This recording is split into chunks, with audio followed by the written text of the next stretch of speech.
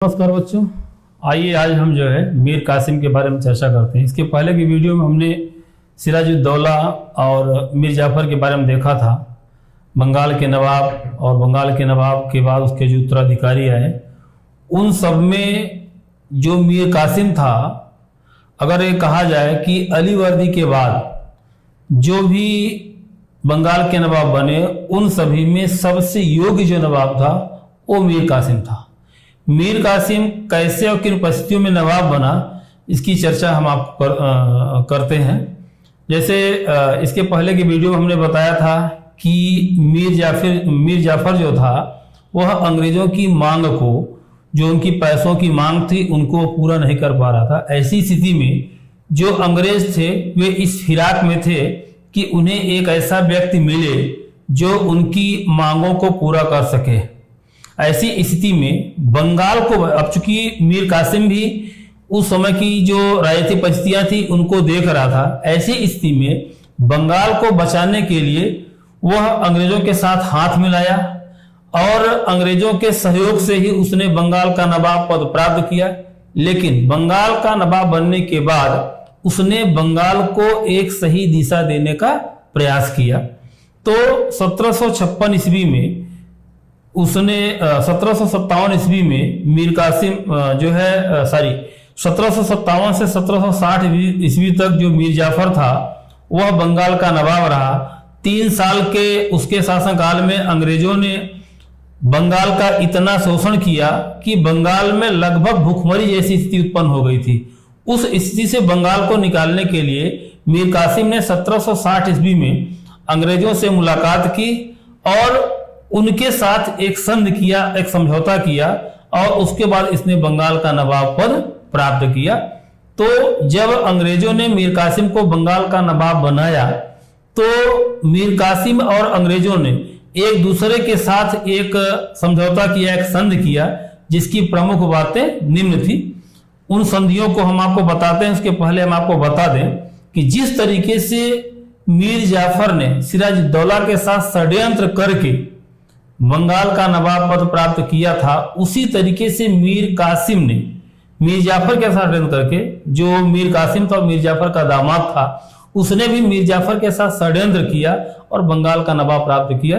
लेकिन उसके और इसके षड्यंत्र में अंतर यह है कि वह मीर जाफर सिर्फ और सिर्फ बंगाल का नवाब पद प्राप्त करना चाहता था, लेकिन जो मीर कासिम था वह बंगाल के नवाब के पद के साथ साथ वह बंगाल को अंग्रेजों से बचाना चाहता था। ये दोनों में अंतर है।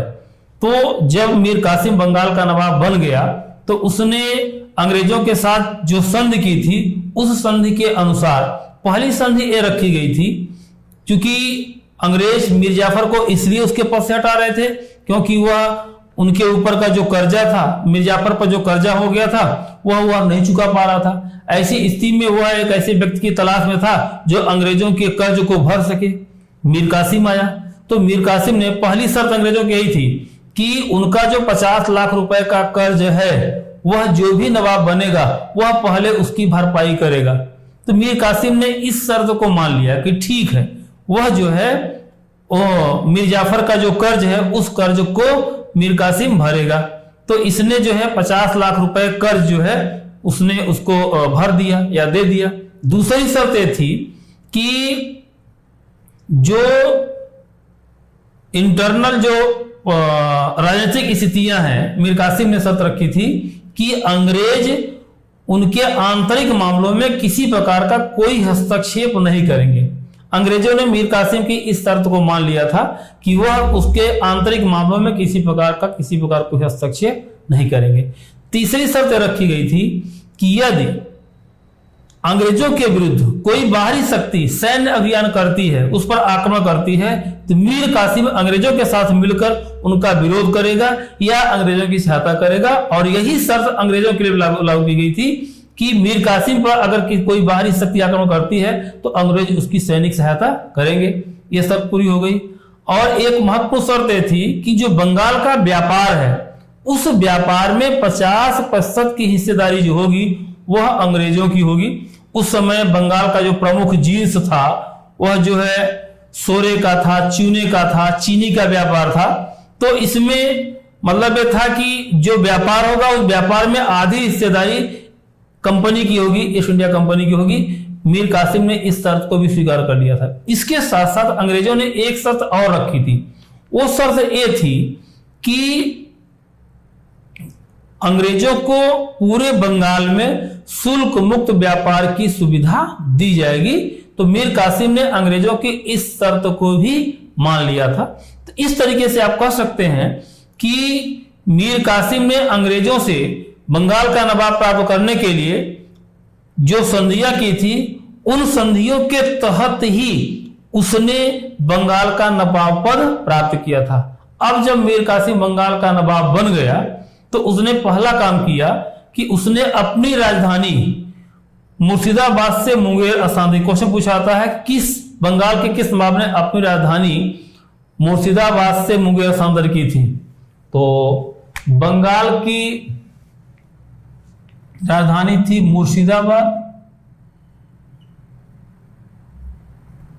मुर्शिदाबाद से इसने अपनी राजधानी मुंगेर स्थानांतरित की।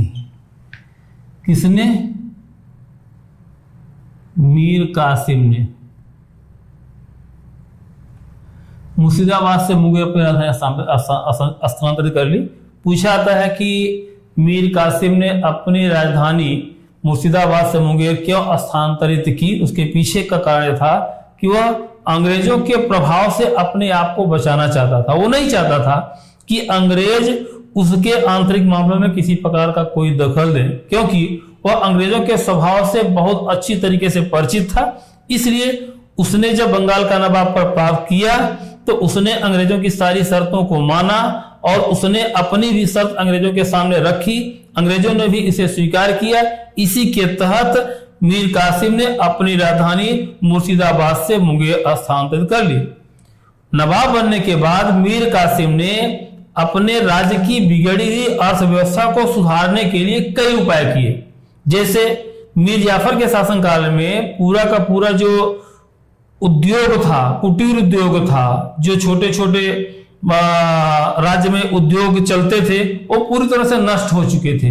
कारण क्या था कि इसके पहले का जो नवाब था वह जो दस्तकार थे, जो छोटे छोटे कामगार थे, उनको राज्य की तरफ से कोई सहायता नहीं मिल पाई थी। भारत की एक परंपरा थी कि जो शासक वर्ग था वह अपने राज्य के कामगारों को, मजदूरों को, दस्तकारों को राज्य की तरफ से आर्थिक सहायता देता था और उसके बदले जो कामगार वर्ग था, जो दस्तकार वर्ग था, वे अपने स्किल का इन्वेस्टमेंट करके, जो उसके पास प्रतिभा थी उसको जो है लगा करके उत्पादन करता था और उसके बदले में राज्य की तरफ से उनको जो है पैसे दिए जाते थे, उनका पारिश्रमिक दिया जाता था। इस प्रकार से व्यवस्था चलती थी। लेकिन जब मीर जाफर सुल्तान नवाब बना था तो वह अंग्रेजों को संतुष्ट करने में ही लगा रहा। उसे मौका ही नहीं मिला कि राज्य के आय के जो संसाधन है, जो रिसोर्सेज हैं, उनको भी आगे बढ़ाए। क्योंकि राजकोष में पैसा कहां से आएगा? जब राजा को या नवाब को लगान मिलेगा, राजस्व मिलेगा। जब राजस्व के जो रिसोर्स हैं उन पे काम नहीं होगा, नवाब उस पे ध्यान नहीं देगा, तो वो ध्वस्त हो जाएंगे। परिणाम क्या होगा कि राज्य की इनकम कम हो जाएगी। मीर जाफर के समय यही हुआ था कि उसने अंग्रेजों को संतुष्ट करने में ही पूरा अपना समय लगा दिया। उसने इन क्षेत्रों की तरफ कोई ध्यान ही नहीं दिया। परिणाम में हुआ कि उसका कोष खाली हो गया और ऐसी स्थिति में उसे नवाब का पद भी छोड़ना पड़ा। तो मीर कासिम ने यहां क्या किया कि मीर कासिम ने बंद पड़े जो उद्योग धंधे थे उनको शुरू कराया, किसानों को राज्य की तरफ से पैसा मुहैया कराया, उन्हें अनाज दिया, बीज दिया, कृषि के लिए संसाधन उपलब्ध कराए। उसके द्वारा किए गए उपायों से जो कामगार था काम करने लगा, मजदूर था अपने मजदूरी करने लगा, जो दस्तकार थे वे दस्तकारी काम करने लगे। इस तरीके से उसके द्वारा किए गए उपायों से राज्य की अर्थव्यवस्था पटरी पर आने लगी। अब अंग्रेज जो मीर कासिम के साथ एक समझौता किए थे कि वे जो है दस्तक का प्रयोग करते हुए राज्य के भीतर निःशुल्क व्यापार करेंगे, तो उन्होंने दस्तक का दुरुपयोग करना शुरू कर दिया। दस्तक जो फ्री पास था, तो वो लोग क्या करते थे, अपना जो व्यापार करते थे, व्यापार तो फ्री में ऐसे ही कर लेते थे। नियम उसका था कि वे अपने दस्तकों को दिखा करके अपना व्यापार कर, लेकिन दस्तक भी नहीं दिखाते थे, व्यापार भी करते थे, जोर जबरदस्ती काम करते थे, और जो उनको दस्तक नवाब की तरफ से जारी किए गए थे वे उनको अपने भारतीय मित्रों को बेचा करते थे। परिणाम क्या हुआ कि नवाब को राजस्व में हानि होने लगी।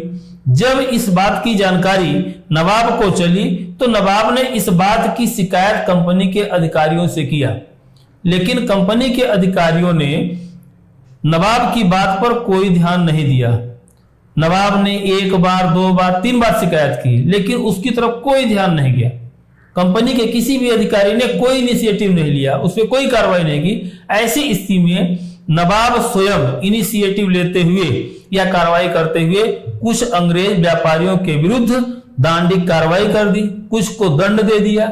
जब नवाब ने स्वयं ब्रिटिश व्यापारियों को, अंग्रेज व्यापारियों को दंडित किया तो कंपनी के अधिकारियों ने इसे संधि का उल्लंघन माना। उन्होंने कहा कि ये तो गलत है, इसके पहले समझौता हुआ था, संधि का उल्लंघन हो रहा है। ऐसी स्थिति में नवाब और कंपनी जो थी आमने सामने आ गए। मीर कासिम जो नवाब था और कंपनी जो थी उनके बीच युद्ध छिड़ने लगा। युद्ध जैसी स्थिति उत्पन्न हो गई और युद्ध भी शुरू हो गया। 1760 से 1763 के बीच कंपनी और मीर कासिम के बीच 3 बार युद्ध हुआ। वो अलग बात थी कि मीर कासिम जो था वह तीनों बार युद्ध में पराजित हुआ और अंततोगत्वा उसने भागकर बिहार में शरण ली। जिस समय मीर कासिम भाग करके बिहार में शरण लिया हुआ था, उसी समय मुगल बादशाह शाह आलम द्वितीय भी बिहार में शरणार्थी के रूप में रह रहा था और अवध का नवाब शुजाउद्दौला भी वहां पर शरणार्थी के रूप में रह रहा था। वजह यह थी कि मराठों ने जब भारत पे आक्रमण किया था तो वे मराठों के भय से बिहार में जाकर के शरण लिए हुए थे। इस तरीके से मीर कासिम भी बिहार में पहुंच गया। इस तरीके से इस समय भारत की 3 शक्तियां, अवध का नवाब शुजाउद्दौला, मुगल बादशाह शाह आलम द्वितीय और बंगाल का नवाब मीर कासिम अब बिहार में शरणार्थी के रूप में रहने लगे। अब यहां पर इन तीनों की जो मुलाकात हुई तो इन तीनों ने एक संयुक्त सैनिक संगठन बनाया। सैनिक संगठन बना करके और निर्णय लिया कि वे सब एक साथ संगठित होकर के अंग्रेजों का मुकाबला करेंगे। और इस प्रकार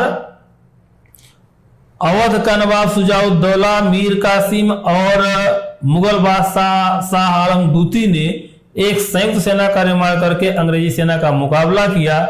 लेकिन इस सैनिक मुकाबले में भी भारतीयों की जो संयुक्त सेना थी वह अंग्रेजों की सेना से पराजित हो गई।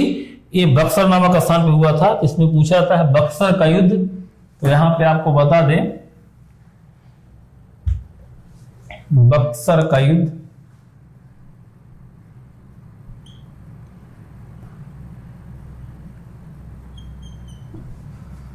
(1764 ईस्वी में, इसमें भारतीयों की संयुक्त सेना, भारतीयों की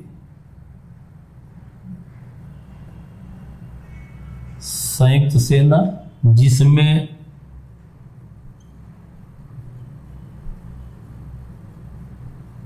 शाह आलम द्वितीय मुगल बादशाह था, शुजाउद्दौला अवध का नवाब था और मीर कासिम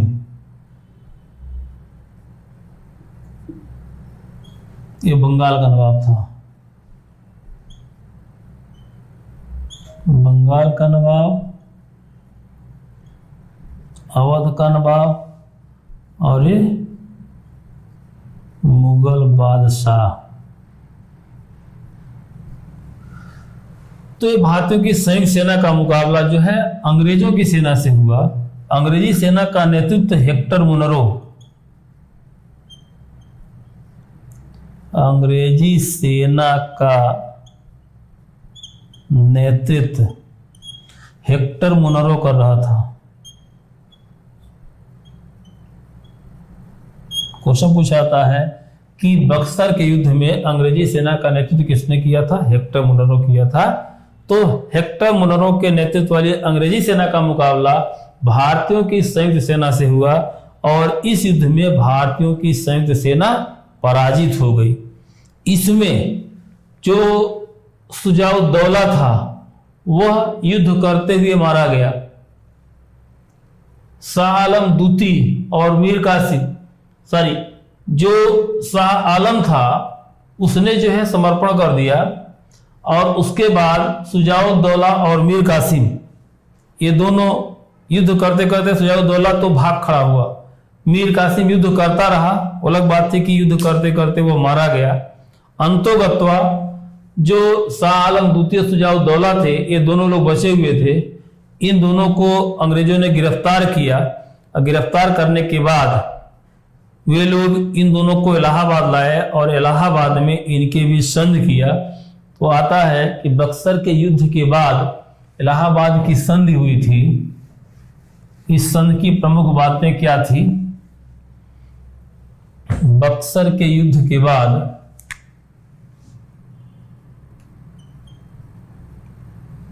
बक्सर के युद्ध के बाद इलाहाबाद की संधि हुई।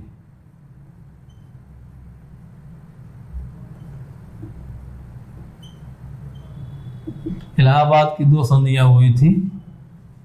एक हुई थी 12 अगस्त 1765, दूसरी संधि हुई थी 16 अगस्त 1765। ये दोनों संधियां बहुत इंपॉर्टेंट हैं क्योंकि बक्सर का युद्ध भारतीय राजनीति का एक निर्णायक मोड़ था। जब 1764 ईस्वी में बक्सर के युद्ध में मीर कासिम, शुजाउद्दौला और शाह आलम दूती अंग्रेज सेना से पराजित हुए। अंतोगत्वा जो मीर कासिम था वह युद्ध करते करते मारा गया। शुजाउद्दौला और शाह आलम ने अंग्रेजों के समक्ष समर्पण कर दिया।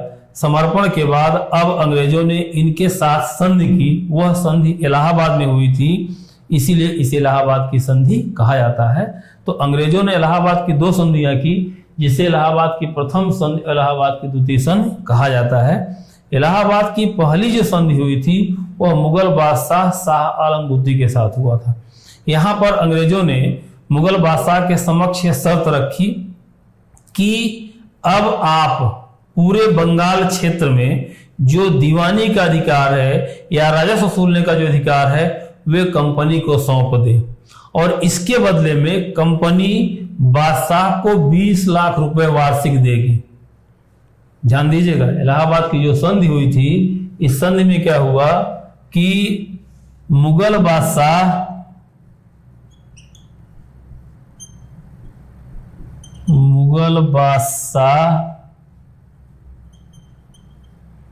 कंपनी को बंगाल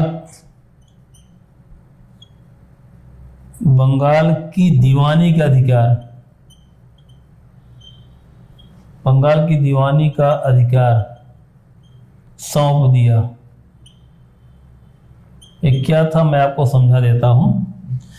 दीवानी मतलब राजस्व। एक्चुअल में होता क्या था कि प्रांतों में दो अधिकारी होते थे, एक होता था दीवान, एक होता था निजाम। निजाम जो था वह निजामत का कार्य करता था। निजामत मतलब कानून और व्यवस्था की देखभाल करता था और जो दीवान हुआ करता था वह राजस्व वसूलने का काम करता था।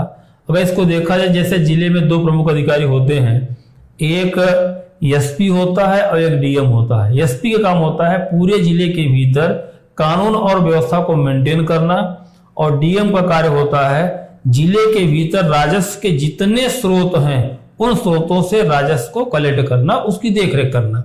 उसी तरीके से मुगलों के जमाने में प्रांतों में दो प्रमुख अधिकारी होते थे, एक होता था दीवान, एक होता था निजाम। तो अंग्रेजों ने बड़ी ही चालाकी से मुगल बादशाह के साथ संधि करके कहा कि वे कंपनी को दीवानी वसूल करने मतलब राजस्व वसूल करने का अधिकार सौंप दे।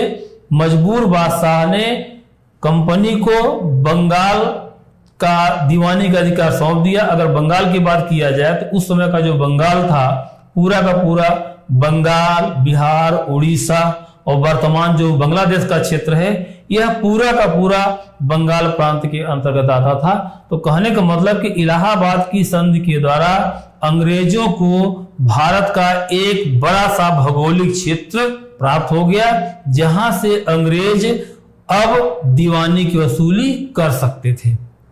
जो दूसरी जो संधि हुई थी वह अवध के नवाब सुजाउद्दौला के साथ हुई थी।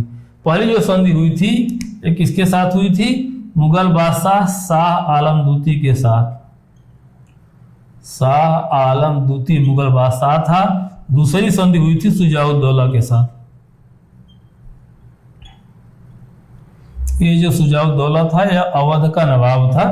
तो इनके साथ उसने कंपनी ने संधि किया कि आप अपनी सेना भंग कर दीजिए, आपकी सुरक्षा की जिम्मेदारी कंपनी लेगी, और जो सेना आपकी सुरक्षा के लिए या अवध की सुरक्षा के लिए नियुक्त की जाएगी उसका जो खर्चा होगा वह नवाब को देना पड़ेगा। वह खर्च 50 लाख रुपए वार्षिक था। तो ऐसी स्थिति में यहां से इलाहाबाद की संधि के बाद जो अवध था वह अंग्रेजों का एक जो है अधीनस्थ राज्य लगभग बन गया, क्योंकि नवाब से नाम मात्र का रह गया और उसकी सुरक्षा की जिम्मेदारी अंग्रेजों ने ले ली। अंग्रेज जब चाहते तब अवध का विलय कर सकते थे। हालांकि 1756 से लेकर के 1765 से लेकर के 1856 तक अंग्रेजों ने अवध को आर्थिक रूप में शोषित किया और अंततः जाकर के 1856 में अवध का अंग्रेजी राज में विलय किया गया। तो वो उसको आगे हम बताएंगे। तो इस तरीके से जो इलाहाबाद की संधि हुई थी, इस संधि के तहत कंपनी को एक विशाल भौगोलिक क्षेत्र प्राप्त हो गया। अब जब कंपनी को बंगाल, बिहार, उड़ीसा का क्षेत्र प्राप्त हो गया तो उस क्षेत्र का कंपनी ने व्यापक पैमाने पर आर्थिक शोषण करना शुरू कर दिया। 1765 से लेकर 1772 के बीच बंगाल का व्यापक आर्थिक शोषण किया गया।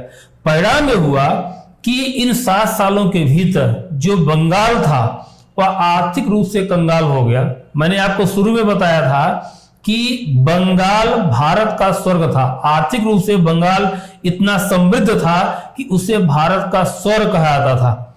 ये चर्चा हमने 1756 में किया था।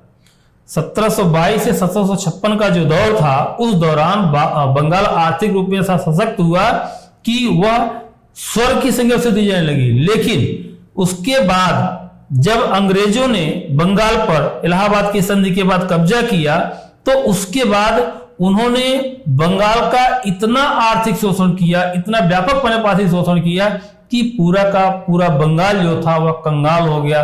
बंगाल में भूखमरी फैल गई। बंगाल में लोग भूख से, प्यास से मरने लगे। ठीक है, इसके संदर्भ में एक उपन्यास है, बंकिम चंद्र चटर्जी ने उपन्यास लिखा आनंद मठ। कभी आपको पढ़ने का मौका मिले तो उसमें आप लिखिए। कुछ उन्होंने लाइनें कोड की हैं। जैसे उन्होंने कहा है कि 1765 से 1772 के बीच कंपनी शासन के दौरान बंगाल का इस तरह व्यापक पैमाने पर शोषण किया गया कि बंगाल के कुछ क्षेत्रों में रहने वाले लोगों ने अपनी भूख मिटाने के लिए अपने बड़े हुए बच्चों के मांस तक को खाया था। ये जिक्र जो है आनंद मठ में बंकिम चंद्र चटर्जी द्वारा किया गया है। आप कल्पना कर सकते हैं कि वह बंगाल जो आर्थिक रूप में समृद्ध था, सशक्त था, ऐसी कौन सी परिस्थितियां हो गई कि वहां भूखमरी फैल गई और लोगों को अपनी भूख मिटाने के लिए इस हद तक जाना पड़ा।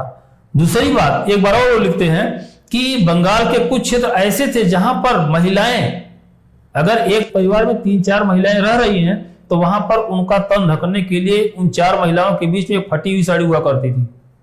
आप समझ कल्पना करिए, महिलाएं घर से बाहर निकलती कभी जो है मतलब एक ही महिला आती तो वो भी फटी हुई साड़ी पहनने के लिए पहन करके तब घर से बाहर निकलती। कल्पना करिए कि अंग्रेजों ने किस कदर, किस हद तक शोषण किया था, यह कल्पना से परे है। लेकिन ये शुरुआत है। अभी आप ये कह सकते हैं कि 1765 में 1764 का जो बक्सर का युद्ध हुआ, 1765 में जो इलाहाबाद की संधि के बाद अंग्रेजों को बंगाल में जो दीवानी का अधिकार प्राप्त हुआ, 1765-1772 के बीच 7 साल का जो शासनकाल था, इन 7 साल के शासनकाल के अंतर्गत अंग्रेजों ने बंगाल का जिस तरीके से व्यापक पैमाने पर शोषण किया, उस शोषण की जो गूंज थी वो ब्रिटिश पार्लियामेंट में सुनाई पड़ने लगी। कहने का मतलब ये था कि अंग्रेज ब्रिटिश इंडिया कंपनी की जो अधिकारी थे, जो जिस तरीके से यहाँ पे शोषण चल रहा था, ये खबरें जब ब्रिटेन में पहुंचने लगी तो ब्रिटेन में यह चर्चा का विषय बना। वहां पर इस विषय को लेकर के चर्चा हुई और इसे जो है गलत कहा गया। और वहां पर अब कंपनी को नियंत्रित करने के लिए अब इस बात की आवश्यकता महसूस हुई कि कंपनी को अब नियंत्रित करने की जरूरत है। अगर इस तरीके से कंपनी भारत या विश्व के किसी भी क्षेत्र में जाकर के यदि जो है इस प्रकार की कार्यों को अंजाम देगी तो ब्रिटेन की जो साख है वह बहुत नीचे चली जाएगी। ऐसी स्थिति में कंपनी को नियंत्रित करने के लिए ब्रिटिश पार्लियामेंट के द्वारा एक एक्ट पारित किया गया, जिसे 1773 का रेगुलेटिंग एक्ट कहते हैं। और यहीं से हम आपको बता दें कि 1773 का रेगुलेटिंग एक्ट बना कंपनी को नियंत्रित करने के लिए। और इसके बाद ब्रिटिश पार्लियामेंट के द्वारा 1773 से लेकर ऑनवर्ड आगे जो है एक के बाद एक लगातार कंपनी के एक्ट बनते रहे। इसमें पहला जो एक्ट था 1773 का कंपनी का एक्ट था, जिसे रेगुलेटिंग एक्ट कहा है। इसमें व्यवस्था की गई थी कि अब पहली बार ब्रिटिश पार्लियामेंट के द्वारा ब्रिटिश ईस्ट इंडिया कंपनी के कार्यों में हस्तक्षेप शुरू किया गया। अब इसके बाद 1782 का एक्ट आया, फिर 1784 का एक्ट आया, 1792 का एक्ट आया, फिर 1813 का एक्ट आया, 1833 का एक्ट आया, फिर 1853 का एक्ट आया। ये सभी के सभी रेगुलेटिंग एक्ट कहे जाते हैं। 1853 के एक्ट के बाद फिर 1857 का विद्रोह हुआ और 1857 के विद्रोह के बाद फिर भारत में कंपनी का प्रत्यक्ष शासन समाप्त करके फिर भारत का शासन ब्रिटिश पार्लियामेंट के हाथों में चला गया। तो ये सारे घटनाक्रम जो हैं इस पर आगे हम लोग चर्चा करेंगे, लेकिन यहाँ पर जो महत्वपूर्ण बात जानना जरूरी है कि जो मीर कासिम और मीर कासिम के बाद की जो स्थितियां आई कि बंगाल के नवाब के पद पर कंपनी को अधिकार मिला, फिर कंपनी ने किस तरीके से बंगाल का शोषण करना शुरू किया और उसका दूरगामी परिणाम कितना खतरनाक हुआ। फिर यहीं से जो है भारत के आर्थिक शोषण की प्रक्रिया ब्रिटिश ईस्ट इंडिया कंपनी के द्वारा शुरू होती है और यहां से लेकर के आगे तक जब तक देश आजाद नहीं हुआ अंग्रेज भारत का शोषण करते रहे। 1947 तक आते आते अंग्रेजों ने भारत को इस कदर शोषित कर दिया, इस तरीके से लूट लिया कि भारत के पास कुछ बचा नहीं। अंततः अंग्रेज भारत छोड़ के चले गए, लेकिन भारत को फटेहाल स्थिति में छोड़ करके भारत के पास कुछ भी नहीं था। कहा भी जाता है 15 अगस्त 1947 को जब देश आजाद हुआ तो उस समय भारत के पास नीडल बनाने की क्षमता नहीं थी। तो ये जो स्थिति उत्पन्न हुई थी उसके लिए पूरी तरह से अंग्रेज और अंग्रेजों की शोषणवादी जो आर्थिक नीतियां थी यही उत्तरदायी थी।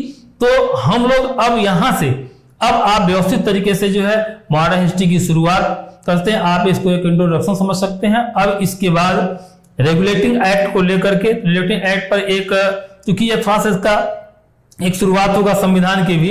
आगे जब हम लोग संविधान की चर्चा करेंगे तो हमारे यहाँ संविधान बनने की प्रक्रिया यही सी मानी जाती है। जैसे संविधान जब बनना शुरू होगा तो अभी कंपनी को शासित करने के लिए, कंपनी का शासन चलाने के लिए ब्रिटिश पार्लियामेंट के द्वारा जो एक्ट समय समय पर भारत में लाए गए, यही एक्ट आगे चल करके भारतीय संविधान का एक आधार बने और फिर इसी को आधार बना करके भारत में संविधान सभा का गठन किया गया और संविधान निर्माण की प्रक्रिया शुरू हुई। उसके बाद भारत का एक व्यवस्थित संविधान भी बन करके तैयार हुआ।